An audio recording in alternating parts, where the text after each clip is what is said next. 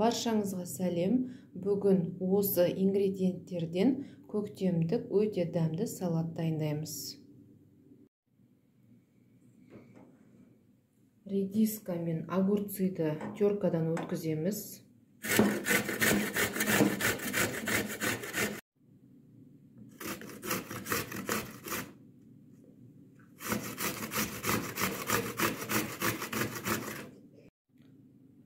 Туралған укроп,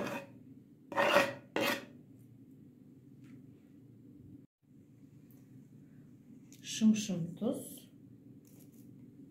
және майонез.